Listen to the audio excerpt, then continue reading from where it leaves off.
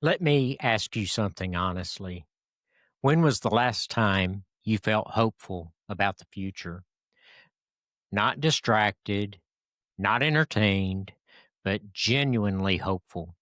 Because for many of us this Christmas season, the world feels heavier than ever. Headlines scream division, economies strain family budgets, cultural shifts erode the values we hold dear, and personal struggles pile up like snowdrifts. It's easy to look around and think, is this all beyond repair? Is this ever going to get better? Welcome to day one of our 12 Days of Christmas series on the Compass Network, navigating life with conviction, courage, compassion, and Christ. I'm Gar Bodenheimer, the navigator of the network podcast. And today we begin right where many hearts are, left in the darkness. If you've ever felt that weight, if hope seems distant, this is for you. Let's sit with it together and see what light God might shine through. Let's say it plainly. The world feels broken beyond repair, doesn't it? This week, conservative voices like Glenn Beck have been sounding alarms on moral decay and institutional distrust, echoing that exhaustion many feel amid ongoing cultural battles. Sean Hannity highlights economic pressures from lingering inflation scars to policy fights hitting kitchen tables. Tucker Carlson dives into global instability and domestic divisions that make unity seem impossible. Even in Christmas preparations, stories emerge of communities debating traditions, like tree lightings, avoiding Christmas mentions, or ads sparking backlash over values. And personally, families stretched thin by costs, relationships strained by politics, health worries lingering. It's really a perfect storm of discouragement. People are tired, overwhelmed, wondering if things will ever truly get better. Have you noticed how tired people are? The quick smiles hiding weariness. Have you felt it yourself? That quiet ache, scrolling news or talking with friends, thinking, how much more can we possibly take? Do you ever lie awake wondering if the America we love, the one rooted in faith, freedom, and family, is slipping away for good? This isn't new. History shows seasons of deep darkness, wars, depression, moral crises. But in 2025, with rapid changes in culture, economy, and global tensions, it hits closer to home. Yet, here's the truth: pretending it's not dark doesn't help. N- Numbing with shopping or streaming only delays the ache. Isaiah 9:2 says, the people that walked in darkness have seen a great light. They that dwell in the land of the shadow of death, upon them had the light shine. Beautiful, isn't it? Written centuries before Christ to a people oppressed, exhausted, and hopeless. They walked in darkness, real thick darkness. Yet God promised a great light, not a self made spark, but His light shining through. Think about that first Christmas, Mary and Joseph in a stable, fleeing persecution soon after. The world felt beyond repair. Roman occupation, poverty, fear. But into that darkness came Jesus, the light of the world.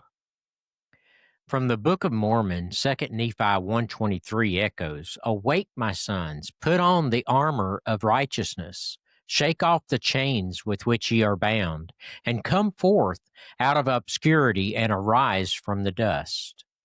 Lehi speaks to a family in exile, urging them to rise from despair through faith. Have you ever felt chained by today's obscurity, news cycles, and divisions of uncertainties? What if this Christmas, like that first one, is God's invitation to see His light anew? Now, let's navigate this with our four pillars, practical ways to face the dark without despair. Our compass points us through conviction, courage, compassion, and Christ. First, let's focus on conviction. Admit the darkness is real. Don't minimize economic strains hitting families this Christmas or cultural shifts challenging Christian values. Conviction says, yes, it's broken, but truth endures. Like Isaiah's people acknowledging oppression before seeing light. Secondly, courage. Face reality honestly. Voices like Beck urge vigilance against decay. Courage means discussing hard topics at dinner, not hiding. Have you avoided conversations fearing conflict? Courage steps in, as in Helaman 5:51 from the Book of Mormon, which reads, "They did stand with boldness." Practically, share one concern with a trusted friend this week. Honesty builds resilience. Next, compassion. Acknowledge shared pain. We're all weary. Neighbors are struggling with bills. Friends are divided politically. But compassion sees the hurting as Jesus did. Romans 12:15 says, "Rejoice with them that do rejoice, and weep with them that weep." Reach out and text someone who you know is lonely this season. In division, compassion bridges without compromising truth. Finally, Christ is the light that promised not, he is finally Christ. He's the light that was promised, not manufactured. We can't fix the world, but he entered it broken. John 1:5 says, "The light shineth in darkness, and the darkness comprehendeth at night. Yet it still shines." Hope isn't ignoring dark, it's trusting that his light pierces it. This Christmas, let Christ be your anchor amid turmoil.